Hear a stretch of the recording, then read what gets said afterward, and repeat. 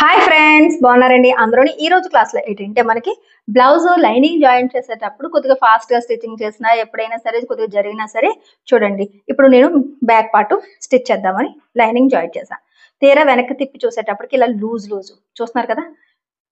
కింద లైనింగ్ ఏమో టైట్ గానే ఉంది, పై క్లాత్ లాగి పెడుతున్నట్టుగా అక్కడక్కడ ముడతలు వస్తుంది. ఒక్కొక్కసారి ఏమవుతుందంటే మన మిషన్ కుట్టు సరిగా లేకపోయినా ప్రాబ్లం వస్తుంది, ఇంకొకటి మన ప్రాబ్లం కూడా అంటే మనం సరిగా కుట్టకపోయినా ఈ ప్రాబ్లం వస్తుంది. మిషన్ ప్రాబ్లం అయితే మొత్తం థ్రెడ్ అంతా మనకి అక్కడక్కడ ముడతలు పడి క్లాత్ అంతా ముడత పడాలి.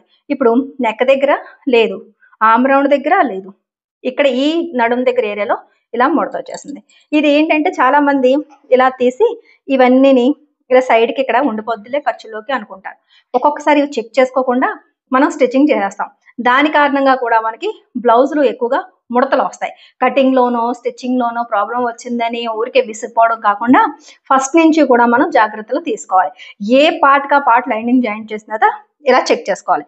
ఇప్పుడు ఇది చేసేది ఏమీ లేదు, దీన్ని కవర్ చేసుకోవాలి అంటే గనక పద్ధతిగా ఇక్కడి నుంచి ఇలా మొత్తం ఈ సైడ్ దగ్గర నుంచి కింద వరకు విప్పేస్తాం. అప్పుడు ఇలా పరిచి చూస్తాం, క్లియర్ గా వచ్చింది అంటే ఓకే, లేదు ఇంకా ఎక్కడో లాగి పెడుతుంది అంటే ఈ ఆమ్ రౌండ్ దగ్గర వేసిన కుట్టు కూడా విప్పేయాలి. సరేనండి, నేను ఇది కుట్టు విప్పేసి ఆ తర్వాత మీకు నేను చూపిస్తాను. ఇప్పుడు చూడండి, ఇలా నేను ఓపెన్ చేస్తాను లైనింగ్. ఇది ఇలా ఓపెన్ చేసిన తర్వాత చూసుకోండి, ఇక్కడ ఏవైనా ముడతలు ఉన్నాయేమో ఇలా పరుచుకుంటే ఎక్కడ కూడా ముడతలు లేకపోతే కనుక ఓకే, ఇంకా ముడతలు వస్తే కనుక ఈ ఆమ్ రౌండ్ కూడా ఓపెన్ చేసుకోవాలి. నాకు ఇక్కడ వరకు ఇలా సరిపోయింది. మ్యాక్సిమం ఈ సైడ్లు కింద ఓపెన్ చేసేస్తే సరిపోద్ది. సరేనా, ఇక్కడ ఇలా ఒక పిన్ అన్నది ఇలా పెట్టుకోండి. సరేనా, ఇంతవరకు బాగున్న తర్వాత ఫస్ట్ కింద అంచుని ఇలా స్టిచ్ చేసేసుకోండి.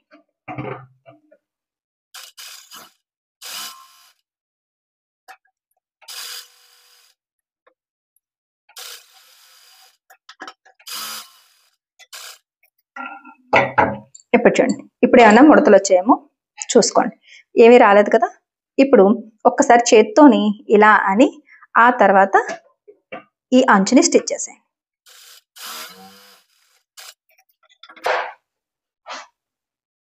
ఆ తర్వాత ఇటువైపు అంచుని కూడా సేమ్ అదే రకంగా స్టిచ్ చేసుకోండి. ఇలా ఇది చిన్న టిప్ అయినప్పటికీ కూడా ఏంటంటే మళ్ళీ మీరు ఇక్కడి నుంచి స్టార్ట్ చేసి ఇలా స్టిచ్ చేసి మళ్ళీ అలా స్టిచ్ చేస్తే సేమ్ ముడతలు మళ్ళీ వస్తాయి. ఒక్కసారి ఎప్పుడైతే మనకి ఫోల్డింగ్స్ వచ్చాయో మళ్ళీ ఎన్నిసార్లు విప్పి స్టిచ్ చేసినా మళ్ళీ అలాగే ఫోల్డింగ్స్ అనేవి వస్తాయి. కాబట్టి కిందన స్టిచ్ చేసుకోవాలి, ఆ తర్వాత సైడ్ కుట్లు వేసుకోవాలి. అవసరమైతే ఆమ్ రౌండ్ కూడా విప్పుకొని ఆ తర్వాత ఫస్ట్ కిందకు స్టిచ్ చేసుకొని ఆ తర్వాత ఈ సైడ్ నుంచి ఇలా ఆమ్ రౌండ్ స్టిచ్ చేసుకోవాలి. చూసారు కదా, ఇక్కడ చిన్న మళ్ళీ ఏమైనా తేడా వచ్చిందంటే నేను ముందే బాగుందని చెప్పి కటింగ్ చేస్తాను ఎక్స్ట్రా మిగిలిన మెయిన్ ఫ్యాబ్రిక్ ని, అయినా సరే మళ్ళీ అడ్జస్ట్మెంట్ చేసేటప్పటికి ఎక్కడా కూడా మీకు తేడా కూడా రాలేదు. ఇక్కడ చిన్నది ఇంకా మెయిన్ ఫ్యాబ్రిక్ బయటకు వచ్చింది, ఇక్కడ మెయిన్ ఫ్యాబ్రిక్ కొద్దిగా బయటకు వచ్చింది, అంతే తప్ప మనకేమీ షార్టేజ్ అవడాలు గట్రా ఏమీ అవ్వలేదు. సరేనండి, ఒకవేళ ఒక రవ్వంత అటు ఇటు షార్టేజ్ అయినా మన హెమ్మింగ్ బెల్ట్ వేసేటప్పుడు పావించు కన్నా తక్కువ మార్జిన్ తీసుకుని వేసుకుంటూ వస్తే తక్కువైన దగ్గర మీకు కుట్టు అన్నది సరిపోద్ది, ఆ కుట్టులోకి ఆ తక్కువైంది వెళ్ళిపోద్ది. ప్రతిదీ కూడా అతిగా ఆలోచించి ఇబ్బంది పడవద్దు. సరేనండి, ఇప్పుడు ఈ పిన్ తీసేయండి. ఇప్పుడు నార్మల్గా హెమ్మింగ్ బెల్ట్ వేసుకుని డాట్స్ వేసేసుకోవడమే. ఇలా ఎప్పుడే ఫ్రంట్ పార్ట్ అన్నా సరే ఫ్రంట్ పార్ట్ కూడా మీకు ఎక్కడైతే ముడతలు వస్తున్నాయో గమనించుకుని అక్కడ నెక్ దగ్గర విప్పాలా, ఆమ్ రౌండ్ దగ్గర విప్పాలా, ఎక్కడ విప్పాలని చూసుకుని విసుగొస్తే కనుక మొత్తం మళ్ళీ ఒకసారి కుట్టు విప్పేసి మళ్ళీ స్టిచ్చింగ్ చేసుకోవాలి. ఒక్కొక్కసారి ఇలాంటి ప్రాబ్లమ్స్ అన్నవి వస్తూ ఉంటాయి. చూసారు కదా, ఇప్పుడైతే ఎక్కడ కూడా మీకు ఏ ఫోల్డింగ్ లేదు, ఇలా సరి చేసుకోవాలి. సరేనండి, ఈ టిప్ నచ్చినట్టయితే కనుక మన లక్ష్మీ ఫ్యాషన్ వాళ్ళ ఛానల్ని సబ్స్క్రైబ్ చేసుకోవడం మర్చిపోకండి. మన ఛానల్లోని మనకి ఆన్లైన్ క్లాసెస్ అన్నవి స్టార్ట్ అయినాయి.